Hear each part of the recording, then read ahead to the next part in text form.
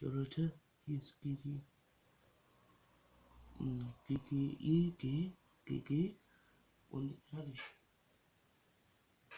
Leute, ich habe was richtig Komisches gehört, Digga. Ich bin kein Schisser, ich habe keine Angst vor diesem Teil. Aber irgendwas hat da draußen gejault. Irgendwo in nirgendwo. Und es ist 23 Uhr irgendwas. Ich bin davon aufgewacht. Deswegen, ja. Das Video kommt auch morgen online.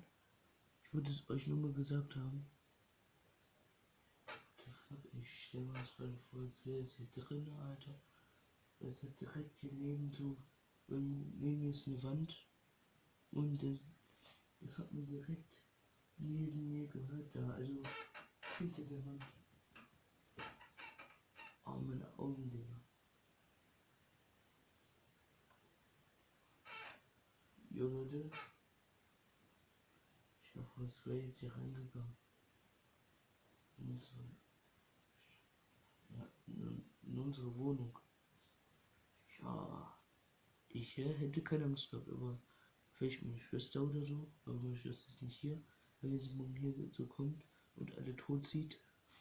Ich stelle es mir gerade vor. Ja, das war auf jeden Fall nicht mein Hund. Das hat sich komisch angehört. Als Gejaule von einem Hund. Ja. Wir sehen uns beim nächsten Mal wieder. Und ciao, Leute. Halt's Maul.